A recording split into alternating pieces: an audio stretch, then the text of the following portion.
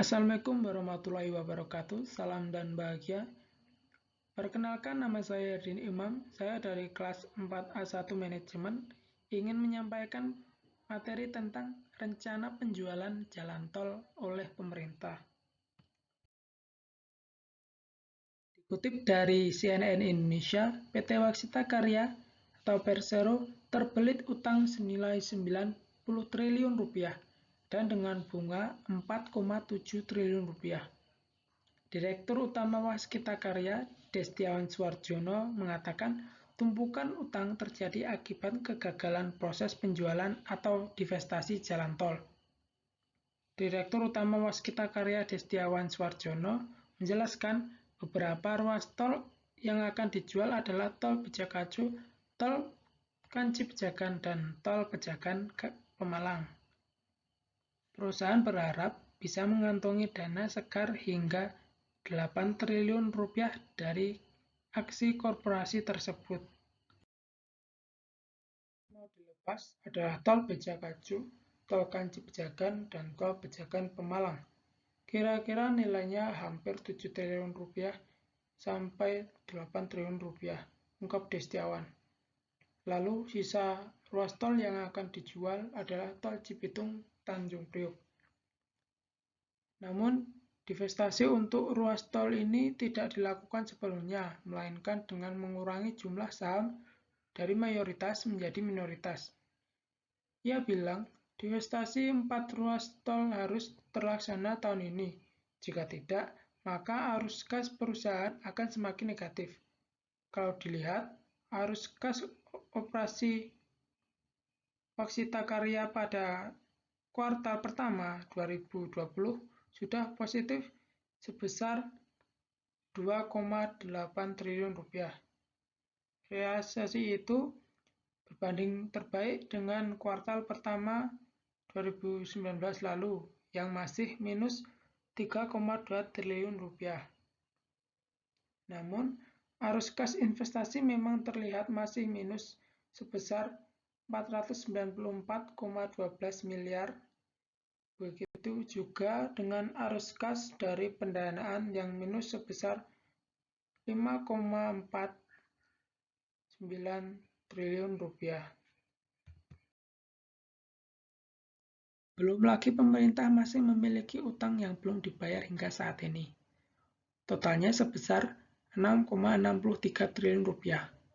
Destiawan menjelaskan, utang itu dari outstanding pokok dana talangan pengadaan tanah jalan tol yang sebesar 3,71 triliun rupiah, cost of fund dana talangan pengadaan tanah jalan tol sebesar 1 triliun rupiah, dan Light Rail Transit atau LRT Sumatera Selatan yang sebesar 1,92 triliun rupiah.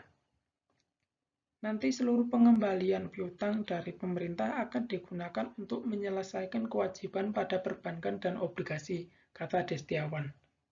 Selain penjualan tol, Destiawan juga akan mengajukan penyertaan modal negara atau PMN kepada pemerintah. Hal ini diperlukan untuk memperbaiki kondisi keuangan perusahaan. Kami juga ada total utang sampai sekarang 89 triliun rupiah secara total. Ini ada progres yang belum terhitung karena termasuk dalam pengadaan tanah juga, jelas Destiawan. Ia bilang akan mengajukan permintaan PMN tersebut kepada Kementerian Badan Usaha Milik Negara atau BUMN. Namun, Destiawan tidak menyebut secara pasti jumlah PMN yang akan diajukan kepada pemerintah. Menurut saya, saat ini Waskita Karya perlu suntikan itu. Kami akan sampaikan kepada Kementerian BUMN untuk dibantu mengajukan PMN, pungkasnya.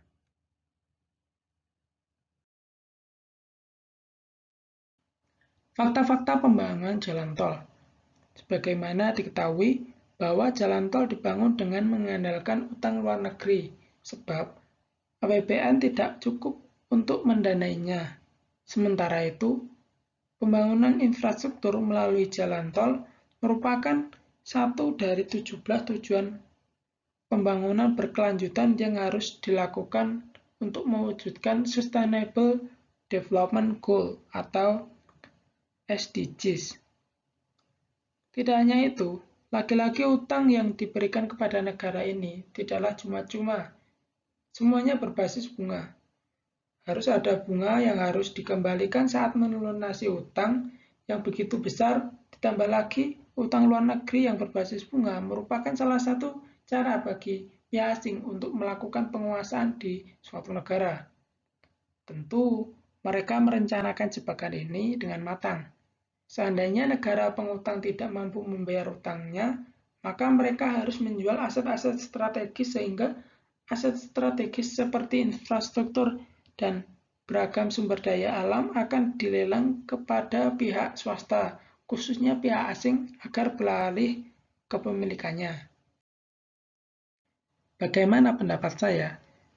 Tentu saja saya menolak, karena negara mempermudah investor dan mengandalkan utang untuk pembangunan. Artinya, negara menyerahkan secara penuh pembangunan infrastruktur pada korporasi dalam mencari keuntungan. Dengan begitu, masyarakat membayar tarif yang mahal untuk membangun infrastruktur dan menanggung beban utang negara yang terus meningkat melalui kenaikan tarif pajak. Hal ini bertentangan dengan Undang-Undang Dasar 1945 Pasal 33 Ayat 3 yang berbunyi, bumi dan tanah air, kekayaan alam yang terkandung di dalamnya dikuasai negara dan dipergunakan untuk sebesar-besarnya kemakmuran rakyat.